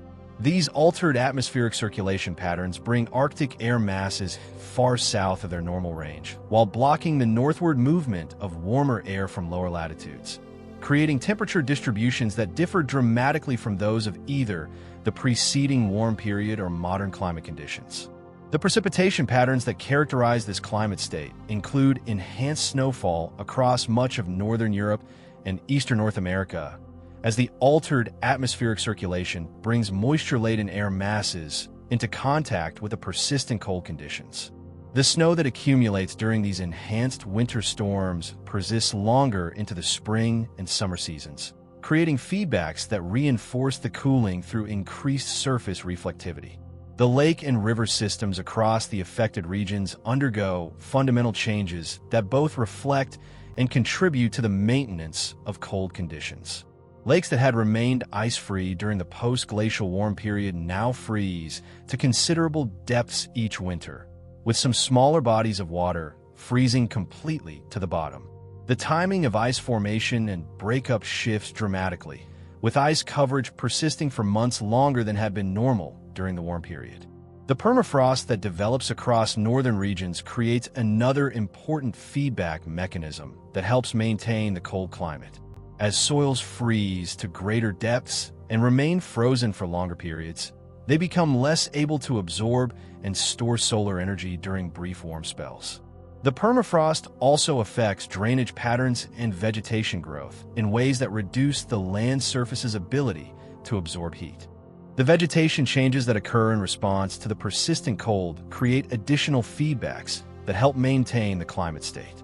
The retreat of forests and expansion of tundra vegetation alters the surface albedo across vast areas, as the lighter-colored tundra reflects more solar radiation than the darker forest canopies.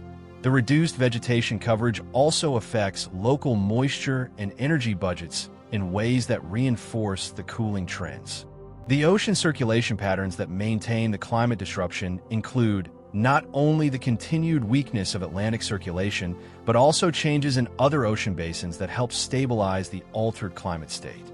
The cooling of northern waters affects density gradients throughout the global ocean system, creating circulation patterns that differ from both modern conditions and those of the original Ice Age.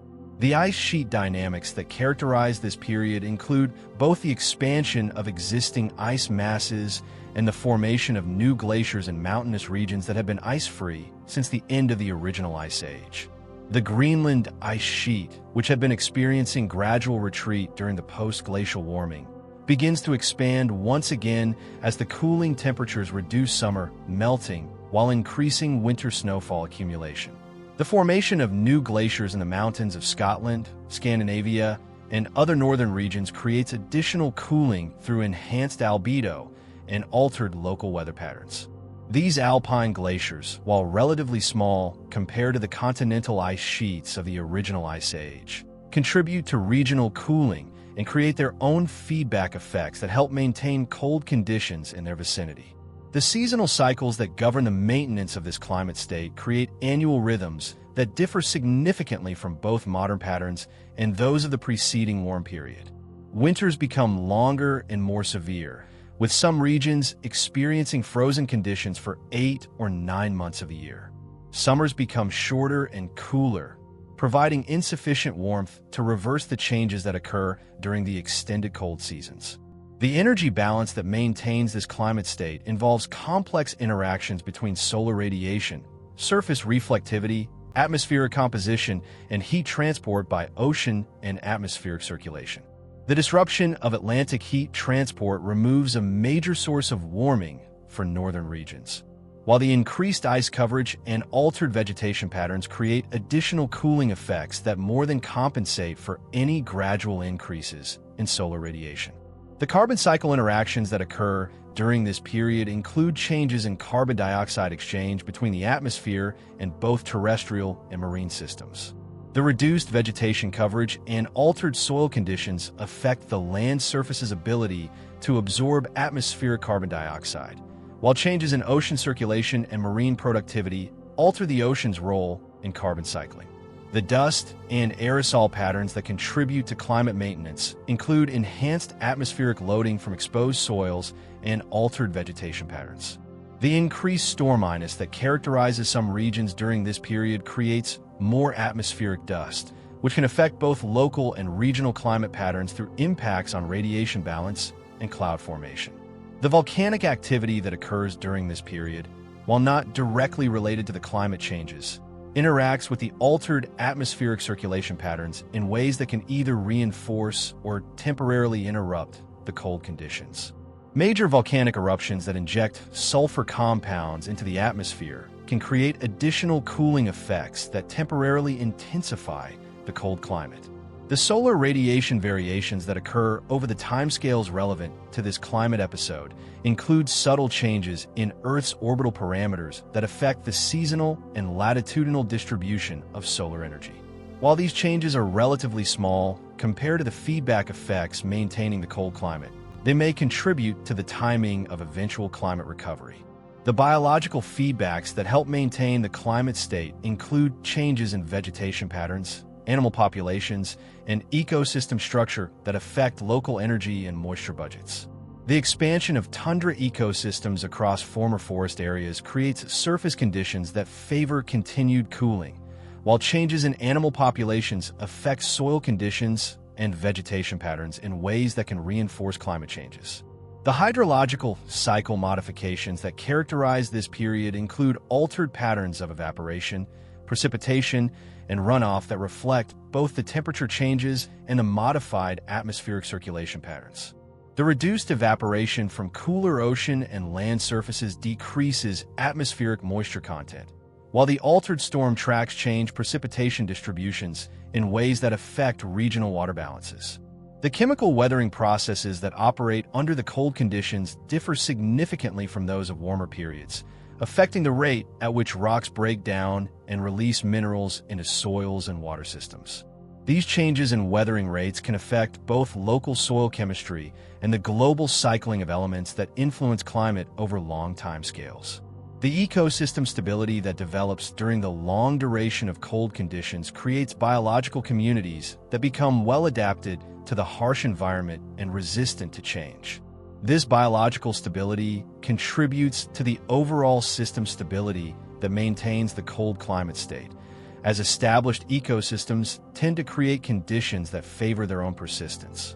As this intricate dance between ice and water, atmosphere and land continues year after year, decade after decade, and century after century, the Northern Hemisphere remains locked in a climate state that demonstrates the remarkable stability that can emerge from complex environmental systems once they establish equilibrium conditions, setting the stage for the eventual transition that will finally end this great freeze and return the world to warmer. After more than 1,000 years of winter's extended embrace, the Earth began to stir from its cold dream. The awakening was not sudden. Nature rarely works in haste. Instead, it unfolded like the gradual lightening of dawn, almost imperceptible at first, then gathering momentum with each passing decade. This was not merely the end of a cold period, but the beginning of one of the most profound transformations our planet has ever witnessed. The signs appeared first in the delicate instruments of nature herself. Deep within the Greenland ice sheet, where each winter's snowfall had been compressed into annual layers for millennia, tiny bubbles of ancient air began to tell a new story. These microscopic time capsules, trapped between ice crystals like frozen memories, contain the very breath of ancient atmospheres. The carbon dioxide levels, which had remained steady through the long cold at around 200 parts per million, started their subtle but unmistakable climb toward 260 parts per million, a change that would prove to be the chemical signature of warming. But the atmosphere was responding to forces far more complex than simple gas concentrations. The orbital mechanics that had set this entire story in motion were continuing their ancient dance. The Earth's tilt, which had been gradually shifting over thousands of years, was now positioning the northern continents to receive more direct summer sunlight. The precession of the equinoxes was aligning to make northern hemisphere summers warmer and more intense. These astronomical forces, operating on timescales that dwarf human comprehension, were slowly but inexorably pushing the planet toward a warmer state. In the vast North Atlantic, something extraordinary was beginning to happen beneath the gray-green waters. The great conveyor belt of ocean circulation, silenced for over a millennium by the massive influx of fresh meltwater, began to show the faintest stirrings of life. Like a massive heart slowly resuming its rhythm after a long pause, warm waters from the tropical Atlantic began their tentative journey northward once again. The process was almost imperceptibly gradual at first. The surface waters, no longer diluted by the constant stream of glacial meltwater, began to increase in salinity. As they became denser and saltier, they started to sink more readily in the cold northern waters. This sinking created a gentle suction that drew more warm water from the south. Year by year, decade by decade, the circulation strengthened. The great oceanic conveyor belt that carries tropical heat to the North Atlantic was awakening from its long slumber. The ice sheets, those magnificent sculptors of landscape that had dominated the northern continents for thousands of years, sensed the change first through their most sensitive extremities. Along their southern edges, where they met the slowly warming air, the first signs of transformation appeared. Tiny rivulets began to form where none had flowed for centuries. The morning sun, now arriving with slightly more intensity each summer, created microscopic pools of meltwater on the ice surface. This was not the dramatic collapse that had characterized earlier periods of the Ice Age cycle. Instead, it was a measured withdrawal, like a tide slowly ebbing from shore. The Great Laurentide ice sheet, which had covered much of northern North America with ice, sometimes 2 miles thick, began its retreat from the Great Lakes region. Each summer, the ice edge moved back a few hundred yards. Each winter, it advanced slightly less than it had retreated. The cumulative effect was a steady, inexorable shrinkage of the great ice mass. The Fennoscandian ice sheet, which had buried much of northern Europe under thousands of feet of ice, began its own gradual retreat. Along the edges of the ice sheet, newly exposed land appeared for the first time in millennia. This bare ground, scoured clean by the ice and littered with the rocky debris of glacial moraines, represented a blank canvas upon which life would soon begin to paint its return. Plants, those patient survivors of the cold centuries, were among the first to respond to the subtle warming. In protected valleys and sun-warmed slopes, seeds that had waited in dormancy for generations began to sense the changing conditions. The soil, frozen solid for over 1,000 years, began to thaw deeper each summer. Microscopic soil organisms, preserved in a state of suspended animation, began to resume their ancient work of decomposition and nutrient cycling. The first plants to respond were the hardy pioneers, grasses and sedges, dwarf willows and birches, all species adapted to harsh conditions and rapid colonization. Their seeds, carried on the wind from southern refugia or preserved in the soil, began to germinate in a newly available habitat. These tiny green shoots, pushing through the softening soil, were like flags of victory against the white landscape, the first visible signs that life was reclaiming the frozen lands. The boreal forests, which had retreated far to the south during the cold pause, began their slow march northward. This was one of the most remarkable migrations in Earth's history, though it unfolded at a pace measured in centuries rather than seasons. Spruce and pine, fir and birch advanced tree by tree, grove by grove, reclaiming territory that had been theirs before the Great Cooling. The process was far from uniform. Trees advanced fastest in river valleys, where the soil was richest and the microclimate most favorable. They moved more slowly across uplands and plains, where conditions were harsher and the soil thinner. The advancing forest edge was not a straight line, but a complex, fractal boundary that followed the contours of favorable habitat. As the trees advanced, they brought with them an entire ecosystem. The forest floor, carpeted with mosses and ferns, provided habitat for countless small creatures. Insects arrived, either by flight or by hitching rides on advancing mammals. Birds followed the insects, and predators followed the birds. Each advancing grove was like a small Noah's Ark, carrying the genetic heritage of the boreal forest into newly available territory. Animals, too, felt the stirring of change throughout their populations and migration patterns. Caribou herds, which had maintained their populations through the cold centuries by following the southern edges of the tundra, began to shift their migration routes as new grasslands opened up to the north. The vast herds that had once thundered across the Eurasian and North American tundra during the Younger Dryas now found their traditional grazing grounds changing as grasses and sedges colonized areas that had been barren ice just decades before. Waterfowl populations experienced some of the most dramatic changes as countless lakes and wetlands began to form in the landscape left behind by retreating ice. Previously frozen lakes began to thaw earlier each spring and freeze later each autumn, extending the season when they could support waterfowl populations. New lakes formed in depressions carved by glacial ice or created by the damming effect of glacial moraines. These new wetlands became stepping stones for migrating birds and breeding grounds for resident populations. Fish populations in the North Atlantic began to show signs of recovery as the ocean current strengthened and brought nutrients from the depths. The return of the Gulf Stream's northern extension brought not only warmth, but also the nutrients that support the base of the marine food web.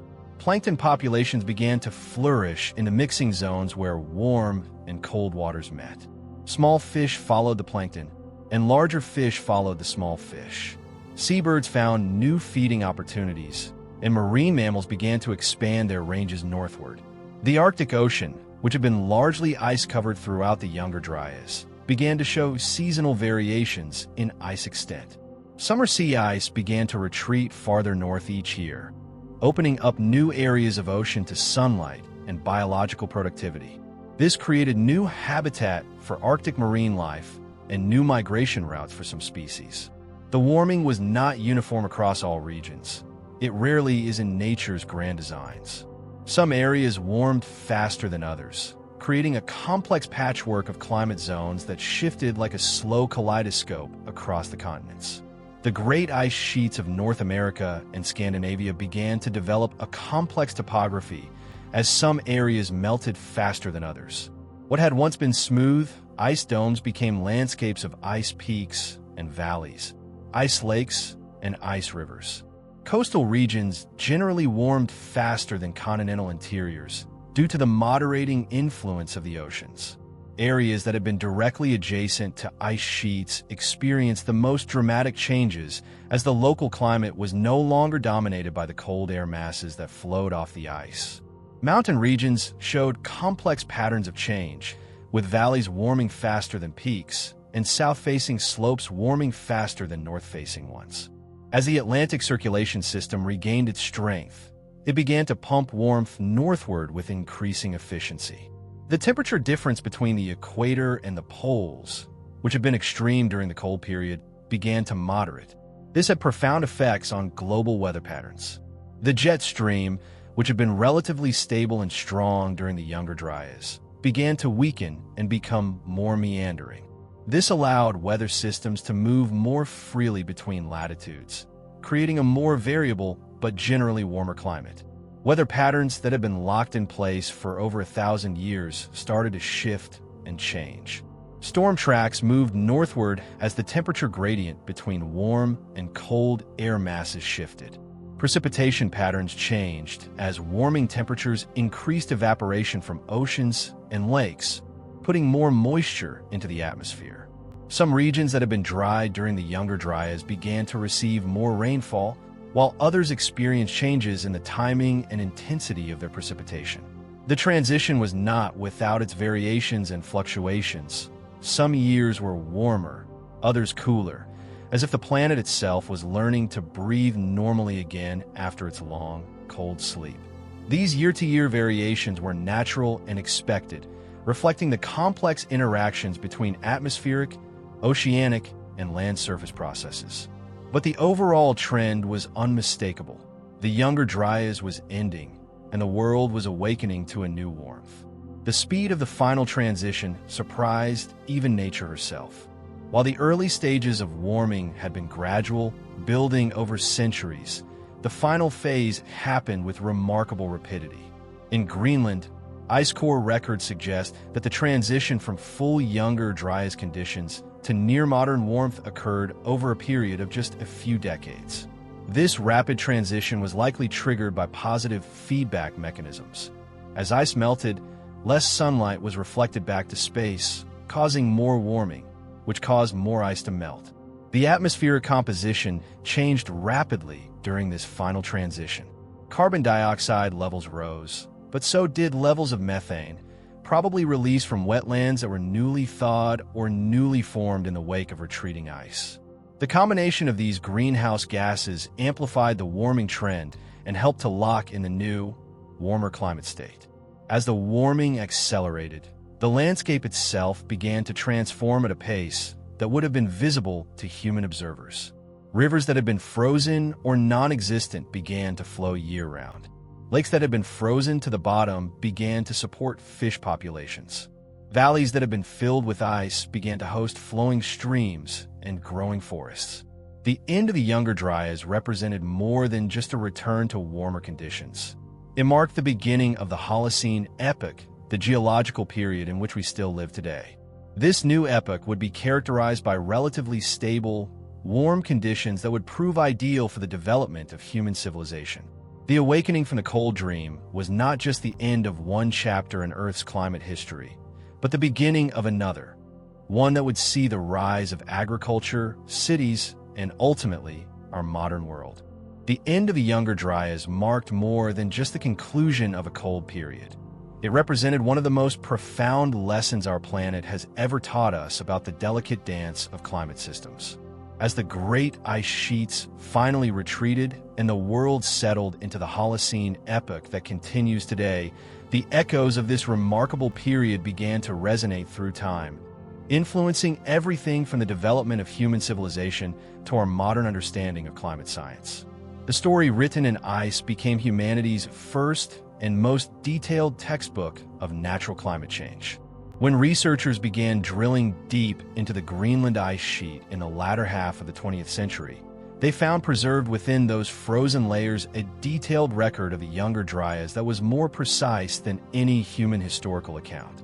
Each annual layer of ice, accumulated over thousands of years and compressed into readable strata, was like a page in Earth's diary, revealing the year-by-year progression of cooling and warming, precipitation and drought, atmospheric composition, and volcanic activity.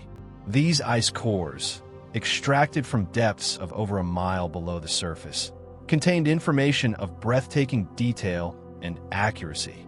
Scientists could determine not just the average temperature of each year, but also the seasonal variations, the timing of storms, and even the intensity of individual weather events.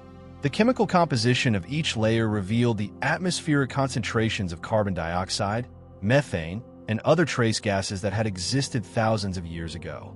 Microscopic particles trapped in the ice told stories of volcanic eruptions, dust storms, and forest fires from across the globe. The discovery of the Younger Dryas and ice cores revolutionized our understanding of how quickly climate could change. Before these discoveries, most scientists assumed that climate change was always a gradual process, measured in millennia or tens of millennia. The conventional wisdom was that ice ages began and ended slowly, with transitions taking thousands of years to complete. The Younger Dryas shattered this assumption completely. The ice core record showed that the cooling at the beginning of the Younger Dryas had occurred over mere decades. In some regions, average temperatures had dropped by as much as 15 degrees Celsius in less than a human lifetime. Even more remarkably, the final warming at the end of the Younger Dryas had happened even faster. In Greenland, the transition from full glacial conditions to near-modern warmth occurred in less than a decade, with some of the most dramatic changes happening in just a few years. This discovery had profound implications for climate science and our understanding of Earth system dynamics. It demonstrated that the climate system was capable of rapid transitions between stable states, that there were thresholds or tipping points beyond which change could occur with startling speed. The gradual, linear climate changes that had been assumed to be the norm were revealed to be just one mode of climate behavior. The climate system was also capable of rapid, non-linear transitions that could fundamentally reorganize global weather patterns in timeframes relevant to human experience. The Younger Dryas also revealed the profound interconnectedness of Earth's systems in ways that had never been fully appreciated before. The event had begun with the melting of ice sheets in North America, but its effect had been felt globally. The influx of fresh water into the North Atlantic had shut down ocean circulation patterns, which had affected weather patterns across Europe, Asia, and even into the tropics. Changes in the Northern Hemisphere had influenced monsoon patterns in Asia and Africa, affecting the lives of people and ecosystems thousands of miles from the original ice sheets. This global interconnectedness became a central theme in the emerging science of Earth system dynamics. Scientists began to understand that the atmosphere, oceans, ice sheets, and land surface were not separate systems, but components of an integrated whole. Changes in one component could cascade through the entire system, creating feedbacks and interactions that could amplify or dampen the original change. The concept of tipping points, largely inspired by the study of the Younger Dryas, became fundamental to climate science. A tipping point represents a threshold beyond which a system transitions from one stable state to another, often irreversibly and with little additional forcing. The shutdown of Atlantic circulation during the Younger Dryas was a classic example. The gradual accumulation of fresh water in the North Atlantic had eventually reached a critical threshold beyond which the circulation system collapsed rapidly and completely. Modern climate scientists have identified numerous potential tipping points in the current climate system. The collapse of major ice sheets, the shutdown of ocean circulation patterns, the transformation of forests into grasslands, the release of methane from thawing permafrost. The Younger Dryas serves as a vivid demonstration that these are not merely theoretical possibilities, but real phenomena that have occurred in Earth's recent past. The period also illuminated the remarkable resilience and adaptability of life on Earth. Plants and animals had not merely survived the thousand-year cooling. They had adapted, evolved, and positioned themselves to flourish when warming returned. This resilience was not passive survival, but active adaptation, involving complex ecological and evolutionary responses to changing conditions. Forest ecosystems had compressed and expanded like accordions, maintaining their essential structures and species compositions through dramatic climate swings. Tree populations had retreated to southern refugia during the cooling phase, maintaining genetic diversity in small populations that could later recolonize northern territories. The speed with which forests recolonized newly available habitat after the Younger Dryas ended demonstrated the remarkable dispersal abilities and ecological flexibility of these ecosystems. Animal populations had shown similar resilience and adaptability. Large mammalian herbivores had tracked the shifting boundaries of their preferred habitats, maintaining viable populations through the climate transition. Predator populations had adjusted their hunting strategies and territorial ranges to follow their prey. Marine ecosystems had reorganized themselves around changing ocean currents and temperature patterns, with some species expanding their ranges while others contracted to more suitable habitat. For early human populations, the Younger Dryas represented both challenge and opportunity, and its end coincided with some of the most significant developments in human cultural evolution. Archaeological evidence suggests that the cooling period may have accelerated the development of more sophisticated survival strategies, including improved hunting technologies, more complex social organizations, and the beginnings of food storage and resource management systems. The end of the Younger Dryas coincided remarkably with the emergence of agricultural communities in several regions around the world. In the Fertile Crescent of the Middle East, the warming and stabilizing climate that followed the Younger Dryas provided ideal conditions for the domestication of wheat, barley, and other cereals. Similar agricultural developments occurred independently in China, Mesoamerica, and other regions during the early Holocene, suggesting that the stable climate conditions that followed the Younger Dryas were crucial for the development of farming. Some researchers have proposed that the climate instability of the Younger Dryas itself may have provided the evolutionary pressure that led to agricultural innovation. Hunter-gatherer societies facing unpredictable climate conditions would have had strong incentives to develop more reliable food production methods. The transition to agriculture, which occurred shortly after the end of the Younger Dryas, may have been a cultural adaptation to climate instability that proved advantageous when stable conditions returned. Modern climate scientists continue to study the Younger Dryas as a natural laboratory for understanding how our current climate system might respond to rapid changes. While today's human-induced warming is driven by different mechanisms than the natural orbital and ice sheet variations of the past, the Younger Dryas provides crucial insights into how ocean currents, ice sheets, atmospheric systems, and ecosystems interact during periods of rapid environmental change. One of the most important lessons from the Younger Dryas concerns the behavior of the Atlantic Meridional Overturning Circulation, MOC, the system of ocean currents that includes the Gulf Stream. This circulation pattern is crucial for maintaining the relatively mild climate of Europe and Eastern North America. The complete shutdown of this circulation during the Younger Dryas demonstrated that it represents a potential tipping point in the current climate system. Modern observations suggest that the AMOC has been weakening in recent decades, possibly due to increased freshwater input from melting ice sheets and increased precipitation in the North Atlantic region. While current changes are much smaller than those that triggered the Younger Dryas cooling, they serve as a reminder that this circulation system is sensitive to freshwater forcing and could potentially undergo rapid changes in the future. The ice sheet dynamics observed during and after the Younger Dryas also provide important insights for understanding current ice sheet behavior.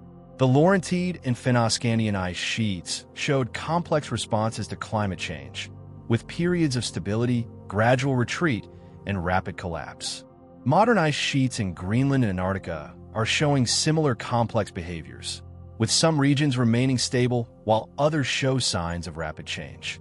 The beautiful ice formations that characterize the Younger Dryas, the massive ice sheets, the intricate glacial sculptures, the frozen landscapes, left their permanent signatures on the world in ways that continue to shape our environment today.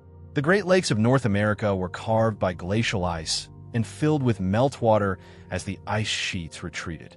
The fjords of Norway and other Scandinavian coastal features were sculpted by glacial ice flowing toward the sea. The rolling hills and valleys of New England, the Canadian Shield, and much of Northern Europe all bear the artistic touch of those ancient glaciers. Every time we marvel at these landscapes, we are seeing the echoes of that distant cold period. The fertile soils of the North American Midwest were deposited by glacial processes during and after the Younger Dryas. Many of our most productive agricultural regions owe their fertility to the grinding action of glacial ice and the deposition of nutrient-rich glacial sediments. The distribution of plant and animal species across northern continents still reflects the biogeographical legacy of the Younger Dryas. Many species retain genetic signatures of their passage through small refugial populations during the cooling period. The current distribution of forest types, the migration routes of birds, and the genetic diversity of many species all reflect the profound impacts of this ancient climate event. Perhaps most importantly, the Younger Dryas teaches us about the preciousness of climate stability and the complex relationship between gradual change and sudden transitions. The relatively stable climate of our current interglacial period, the Holocene, has lasted for over 11,000 years and has provided the environmental foundation for the development of human civilization. Agriculture, cities, trade networks, and all the complex institutions of human society have developed under conditions of relative climate stability. Understanding how quickly that stability can change, as it did 12,900 years ago, reminds us of our responsibility to be careful stewards of the climate system we have inherited. The Younger Dryas demonstrates that climate stability should not be taken for granted, and that the climate system is capable of rapid transitions that could have profound consequences for human societies and natural ecosystems. The story of the Younger Dryas continues to unfold as scientists develop new techniques for reading the Earth's ancient records, and as new discoveries add detail to our understanding of this remarkable period. Advanced ice core analysis techniques now allow scientists to determine climate conditions at subannual resolution. Marine sediment cores provide complementary records of ocean temperature and circulation changes. Terrestrial records from lake sediments, cave formations, and tree rings add regional detail to the global picture. Computer models of the climate system, calibrated against paleoclimate data from the Younger Dryas and other past climate events, provide tools for understanding the physical mechanisms behind rapid climate transitions and for assessing the likelihood of similar changes in the future. These models help scientists understand the complex feedbacks and interactions that can amplify or dampen climate changes, and they provide insights into the conditions that might trigger rapid transitions in the current climate system.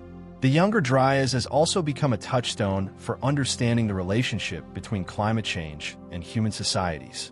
Archaeological evidence from this period provides insights into how human societies adapt to environmental change, what factors contribute to resilience or vulnerability, and how climate impacts can influence cultural and technological development.